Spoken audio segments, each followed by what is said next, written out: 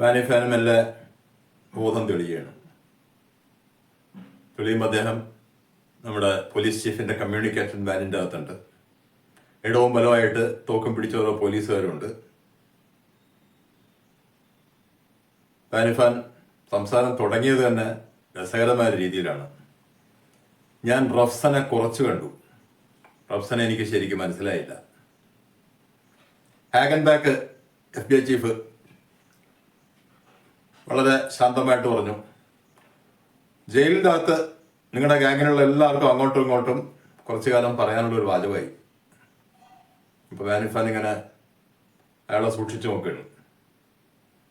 Minimum ഒരു 10 കൊല്ലം തടവ് ശിക്ഷ ഇപ്പോൾ ചെയ്ത ജോലിക്ക് ഉറപ്പാണ്.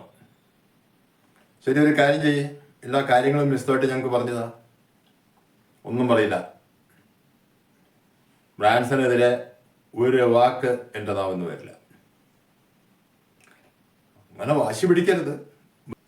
നിങ്ങളെന്നെ കൊന്നാലും ഞാൻ പറയില്ല. അതിന് കൊല്ലേണ്ട ആവശ്യമില്ല.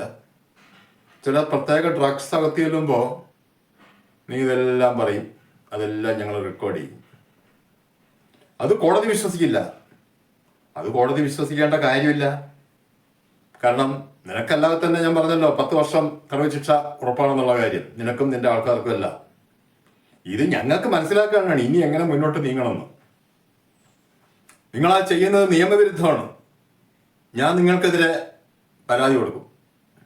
ഏത് കള്ളനും അങ്ങനെ ഒരു സംവിധാനം ഉണ്ടല്ലോ, പോലീസിനെതിരെ വേണമെങ്കിൽ പരാതി കൊടുക്കാം. അതുകൊണ്ട് തന്നെയാണല്ലോ ഇപ്പോൾ പോലീസുകാർക്കൊന്നും ചെയ്യാൻ വയ്യ.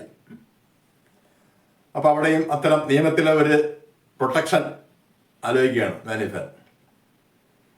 ഹാഗൻബാക്ക് പിന്നെയും വളരെ കൂളായിട്ട് പറഞ്ഞു, അത് കുഴപ്പമുള്ള കാര്യമില്ല. ബ്രാൻസനെ പോലൊരു ക്രിമിനൽ പ്രസിഡന്റ് മാപ്പ് കൊടുക്കുമെന്നാണ് ബ്രാൻസൺ പറയുന്നത്, പിന്നെ എനിക്ക് എന്തായാലും തരുമല്ലോ. അപ്പോൾ വാനിഫാൻ ഒന്നും ഞെട്ടി. അത്ര അയാൾ പ്രതീക്ഷിച്ചില്ല. ഏതായാലും ഹാഗൻബാക്ക് അപ്പം തന്നെ അവിടെ വന്ന പോലീസുകാരോട് പറഞ്ഞു, ഇയാളെ മിലിറ്ററി ഹോസ്പിറ്റലിലേക്ക് മാറ്റിക്കോ, അവിടെ ടേപ്പ് റെക്കോർഡേഴ്സ് റെഡിയാക്കാൻ പറ, ഡ്രഗ്സ് റെഡിയാക്കാൻ പറ, ഞാൻ ഉടനെ അങ്ങോട്ട് വരുന്നുണ്ട്.